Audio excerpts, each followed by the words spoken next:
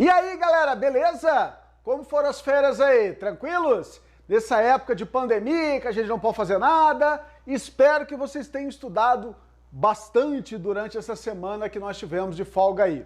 Ok? Olha só, a gente vai continuar falando, tá, dos nossos animais e agora é o último grupo, tá? Eu já dei um toquezinho na aula passada, na nossa última aula que nós tivemos sobre esse grupinho que nós vamos falar, mas nós continuaremos agora, eu vou fazer uma revisão então, portanto, daquilo que foi falado e vou falar algumas coisitas novas aí, beleza? Então tá, fica ligado aí que a gente já volta.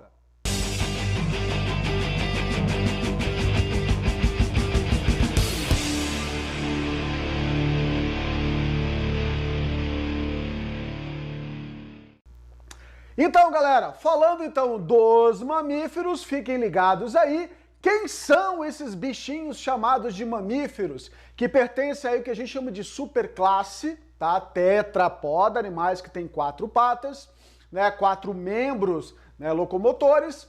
Nós vamos ter aí a classe mamália, que é a classe, portanto, dos mamíferos, ok? E nesse grupo nós temos, juntamente com as aves, os animais chamados de homeotérmicos ou endotérmicos. São aqueles animais que apresentam o seu estado metabólico constante, de maneira constante, sua temperatura corporal é mantida de uma certa maneira constante. Então o que vai acontecer? Diferentemente dos pecilotérmicos, não há variação. Pecilo significa variável. Então a gente tem aí todos os animais que nós vimos anteriormente, desde poríferos até os répteis, nós vamos chamar esses animais de pecilotérmicos. O penúltimo grupo que nós trabalhamos, que eram as aves, e agora os mamíferos, serão chamados de homeotérmicos. Tudo bem? Temperatura corporal constante. Características que são de mamíferos, tá? Mamíferos, só mamífero tem corpo, tá? Coberto total ou parcialmente por pelos. Nós temos aí glândulas sudoríparas, quer dizer, glândulas de suor, glândulas sebáceas, tá? E as famosas glândulas mamárias. Por isso que nós somos chamados de mamíferos. Mamíferos são aqueles portadores de mamas, né? De glândulas mamárias, tá? Que a gente vai, né? As fêmeas vão estar nutrindo seus filhotes aí através do leite materno. Outra característica que nós vamos encontrar nos mamíferos é a presença do diafragma. E agora, exclusivíssima, tá? Aparece bastante aí nas questões essa questão do diafragma, que é um músculo respiratório. Então nós temos esse músculo aqui abaixo dos nossos pulmões, tá? Depois a gente vai estar estudando aí dentro da fisiologia, nós vamos ver como é que funciona o sistema respiratório. E embaixo dos pulmões, existe um músculo respiratório chamado de diafragma, um músculo esquelético, que quando você inspira, ele abaixa. Quando você expira, ele sobe. Esse abaixar e levantar está relacionado com a pressão sobre os pulmões, fazendo com que os pulmões sejam contraídos ou relaxados, permitindo a entrada e a saída de ar aí dos nossos pulmões, beleza? Então isso é exclusividade de mamíferos, ninguém mais tem, hein? Fica ligado nisso. Dentição diferenciada, o que é uma dentição diferenciada? Incisivos, caninos, premolares e molares, isso é uma dentição diferenciada. É claro que a gente vai ter algumas dentições, como você vê aqui na tela, ok? Nós vemos a dentição diferenciada aqui de roedores, a dentição diferenciada aqui do cavalo, a nossa onívoros, a gente vê aqui os felinos, né, canídeos, então cada um tem a sua dentição diferenciada. Então, quer dizer, dentes mais pontiagudos, dentes mais preparados para triturar, mastigar a comida. Olha só os roedores, não tem caninos, tá? Eles não têm caninos, tá? Então, por quê? Porque eles são animais roedores, então eles já apresentam um incisivo bem mais desenvolvido. Então isso é bastante variável, tá? Outra característica importante é a presença do chamada hipoderme, tá? Lembrando que a nossa pele, nosso órgão chamado de pele é formado pela epiderme, pela derme, pela hipoderme. Essa hipoderme é o chamado panículo adiposo, tecido gorduroso, que vai ser bem desenvolvido, né? Então, alguns aí, durante esse processo de pandemia, estão abastecendo bastante esse tecido e fazendo com que suas células guardem bastante gordurinha, né? Então, esse seu formato mais arredondado aí, né, está relacionado aí com o enchimento dessas célulazinhas aí de gordura, ok? Então você vai perceber que pelo menos ser mais gordinho, você não vai sentir tanto frio. Então veja a vantagem de ficar em casa comendo um monte. Você não passa frio, ok? Tô zoando, né? Tô zoando. Eu posso falar porque eu sou gordinho. Então, olha só. Nós temos aí o tubo digestório, ele é completo, tá? Lembra, ele ficou completo lá nos nemateumintos, lá que apareceu o ânus pela primeira vez. Então a gente tem a questão da boca e o ânus separados, tá? Separados. Só que a gente tem alguns animais aqui que vão ter cloaca, tá? É para terminar em ânus, mas a turma aqui do ornitorrinco, da equidna, são animais que têm cloaca. Por quê? Porque são mamíferos que colocam ovos. Professor, como isso é possível? É possível, eles estão aí. Ok? Então são animais que têm essa caracterização do final do sistema digestório terminado em cloaca. Mas a grande, a maior parte, né, ou quase a totalidade aí dos mamíferos, a saída do sistema digestório será o ânus. A circulação desses animais, fechada, ok? Dupla e completa. Essa característica de circulação fechada, dupla e completa também vale para as aves. Só que nas aves nós temos o quê? Nas aves nós temos uma aorta. O arco da artéria aorta nas aves é voltado para o peito, né? Para o centro, para a direita que a gente fala. Já nos mamíferos, o arco da aorta é voltado para a esquerda, voltado para o outro lado, ok? Então essa é uma característica bastante cobrada, a posição da aorta aí, diferenciando esses corações. Respiração pulmonar, né? Já estávamos falando ali atrás. Todos os anexos embrionários, todos, vão aparecer nos mamíferos. Tá? Saco vitelínico, o âmine, o alantoide, o córion e agora 2 exclusivos de mamíferos, que é a questão da placenta e do cordão umbilical, ok? Placenta, basicamente fazendo quase todas as funções aí, função de nutrição, função de excreção, função de trocas gasosas, toda a parte hormonal, tem muita coisa relacionada à placenta. E é claro, ligado essa placenta ao seu filhote, né? Aí está o cordão umbilical. Tudo bem? A maioria dos mamíferos são vivíparos. O que significa o animal vivíparo? O animal vivíparo significa aquele que tem fecundação interna e desenvolvimento interno, dependente da mãe. Então, por isso que a gente vê uma característica bastante interessante, né? Tirando aí a turma do ornitorrinco que nasce em ovo, tirando a turma do gambá, tá? Que tem um nascimento precoce, depois ele fica mamando, né, dentro do marsúpio, né? Tipo o canguru. Os demais animais são chamados de vivíparos. Eles apresentam a fecundação interna, o desenvolvimento interno dependente dos nutrientes da mãe. Então, tudo via sanguínea, tudo via placenta, cordão umbilical. Esses são chamados animais vivíparos. Outra característica importante que nós vamos encontrar é a presença de hemácias, glóbulos vermelhos, bicôncavos e sem núcleo, tá? Bicôncavos anucleados, tudo bem? Então, olha só, os glóbulos vermelhos que apareceram antes tinham núcleo. Então, essa característica de não ter núcleo é uma característica de mamífero. Então, fiquem ligados aí. Rins metanéfricos são os rins mais desenvolvidos de todos. Esses rins metanéfricos que nós também veremos a fisiologia dele lá na fisiologia humana, lá no sistema excretor, aparece pela primeira vez nos répteis, tá? Então, esse rim chamado de metanéfrico, ele aparece em répteis, aves e mamíferos, tá? A maior parte dos mamíferos, eles são terrestres, tá? Praticamente quase todos aí são terrestres.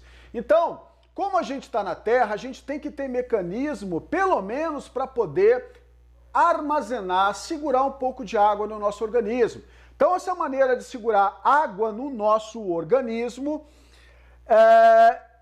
está relacionado à eliminação de ureia, tá? A ureia, ela é presente da metabolização aí de aminoácidos, de proteínas, né? Lá no nosso fígado faz isso, tá? Nós temos aí a possibilidade de eliminação de 3 substâncias diferentes: amônia, ureia e ácido úrico, tá? Nós também temos ácido úrico para ser liberado, mas nós, né, primatas aí, a gente preferencialmente excreta ureia, tá? Animais que vão excretar ácido úrico são animais que estão em ambiente mais desértico, então eles precisam economizar água. Camelo, por exemplo, vai excretar mais a questão de ácido úrico para a economia de água. Tudo bem? Outra importante, animais que já são aquáticos não têm tanta essa necessidade de preservar a água. Por quê? Porque eles já estão dentro d'água, então eles não vão desidratar, tá? Então eles até podem ficar ali naquele amônia, ureia, vai depender do bichinho aí. Mamíferos são dioicos com fecundação interna. Dioico significa macho e fêmea separados. E com dimorfismo sexual. O que é o dimorfismo sexual? Macho diferente da fêmea. Você sabe quem é o macho e você sabe quem é a fêmea. Você olha lá no seu cachorro, você vê o bigolim dele lá pendurado, você sabe que aquele ali é o macho. E se não tiver o bigolim pendurado lá, você sabe que é a fêmea. Então, quer dizer, a gente já consegue ter um dimorfismo sexual, tá? Então a gente consegue perceber isso, né? Às vezes o porte do animal, a questão da juba lá, por exemplo, no leão, o leão tem aquela jubona, já a fêmea não tem, né? Então a gente já encontra algumas características, né, que nos dão essa noção de dimorfismo sexual. E a outra, né, que a gente está falando aqui ainda nessa tela principal, né, o desenvolvimento interno, como eu falei para vocês, por isso que nós somos vivíparos, e o desenvolvimento também direto. O que significa isso? Que não tem fase larval, tá? Lembrando que o último grupo de animais que nós estudamos foi o grupo dos anfíbios, que tinham ainda fase larval. Répteis, aves e mamíferos, nós já não encontramos mais esta característica de serem animais com desenvolvimento indireto. Não tem mais a fase larval. Então, répteis, aves e mamíferos, desenvolvimento direto, sem fase larval. Tudo bem? Então, olha só, quando você olha, tá, vários... fazendo comparativos, né, entre sistemas, né, você dá uma olhada nessa tela aqui, né, só no teu material, percebe o coração aqui, por exemplo, do gatinho e o nosso coração, a estrutura é a mesma, mamífero, tá, mamífero, então a posição dos vasos sanguíneos, a questão da disposição do coração, as cavidades, tudo igualzinho, tudo igual, que nós vamos falar um pouco mais adiante. A questão dos pulmões, né? Você vê aí também no gato, o pulmão igual ao nosso, praticamente igual ao nosso aí, tá? Com toda a parte de terminação, né? Toda a parte de traqueia, brônquios, bronquíolos e chegando nos alvéolos pulmonares, aonde vai acontecer a hematose, que é a transformação do sangue venoso em sangue arterial. Você olha aí nessa tela a questão do sistema urinário, vai ser igual, cara, vai ser igual, tem rim, tem ureter, tem bexiga urinária, tem uretra, ok? Só para ver assim, ó, você que tem cachorro, gato, eles também sofrem com a questão de infecções urinárias, tá? Eles também têm esse tipo de problema. Tá? Por quê? Porque o sistema é o mesmo. Então, assim, ó, a questão da higienização do animal, né? Dar banho no animal de vez em quando é bom, porque também evita esses processos infecciosos para esses animais aí, ok? Então é sempre bom estar cuidando do seu animalzinho. O animal não é autolimpante, tá? Gente, se você pretende ter um animal doméstico, aí você tem que cuidar dele aí para que ele possa viver bastante tempo. Todo o sistema de filtração dentro dos rins, como você vê aí nessa figura à direita, toda a parte mostrando aí do néfron. Então o néfron está presente nos rins de todos esses seres aí, ok? Olha só, nesta tela você tem aí a questão do útero, né? Você tem um útero aí mostrando um bebezinho dentro e você percebe toda a parte ali das estruturas. Olha só, o alantoide, né? Que é uma estrutura para excreção que a gente vê que aparece lá nos ovos.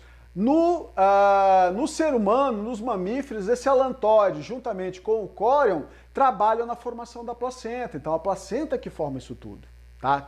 Assume essas funções.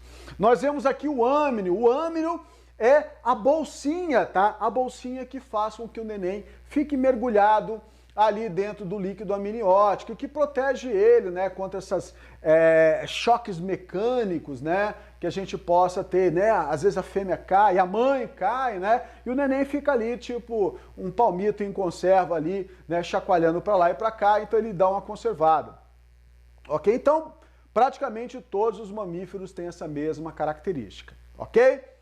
Uma classificação, isso aí já foi até questão da nossa ACAF, tá? Aqui em Santa Catarina, perguntando o que eram animais prototérios, metatérios e eutérios, tá? Tudo isso está relacionado com a questão do útero, né, o órgão gestacional. Então, os animais prototérios, tá? Que é a turma do ornitorrinco e da équidna, esses animais vão colocar ovos com casca, mas só que quando o filhote nasce, tá? Eles vão mamar. Só que a fêmea, tá? A ornitorrinca, né? Ela não apresenta mamilos, então o leite escorre pelos pelos. Então o filhote fica lambendo a barriga da sua mãe. Então eles não apresentam nem útero, nem vagina, eles têm cloaca. Os metatérios têm uma placenta, né? A turma do canguru, né? Eles têm uma placenta que não dura muito tempo, então os filhotes nascem prematuros. Só que depois que esses filhotes nascem, tá? Eles vão sair ali pelo canal vaginal, eles vão escalar, tá? Os pelos da barriga da mãe, os pelos da barriga da mãe. Dá uma olhada nessa foto aqui, nesse esquema aqui do canguru. Então você vai ver aqui no canguruzinho que ele vai sair, tá? Ele vai sair aqui da mãezinha dele e ele vai escalar, tá? Pelo lado de fora. Tá? Então ele escala pelo lado de fora. O canguru, ele nasce praticamente com 14 dias.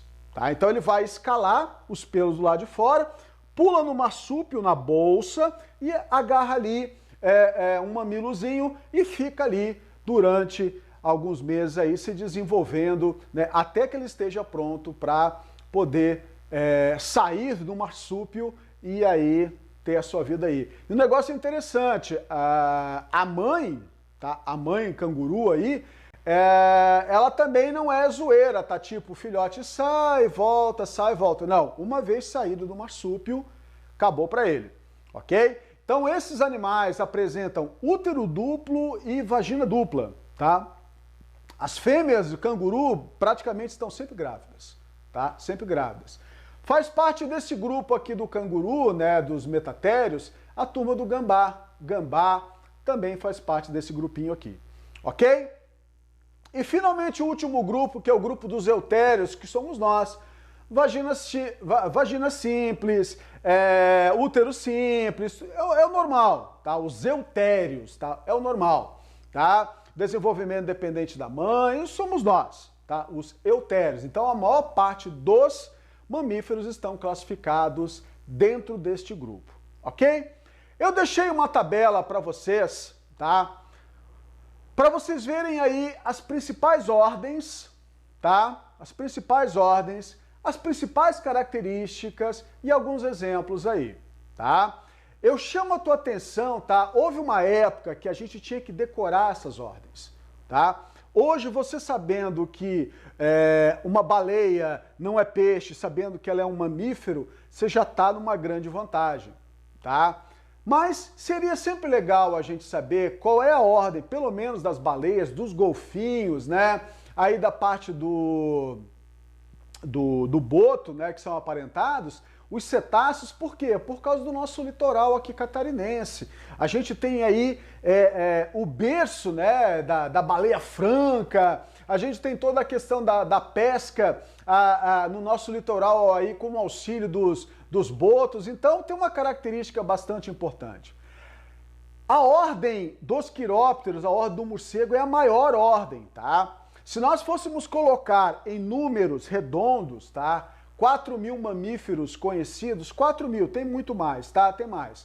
Mas só dentro desses 4.000 mamíferos, 1.074 mais especificamente são morcegos, tá? Espécies diferentes de morcegos, tá? Então todos são hematófagos? Não, a gente tem duas espécies hematófagas que se alimentam de sangue, vamos falar assim. Estão aqui para as Américas do Sul, tá? Esses bichos aí.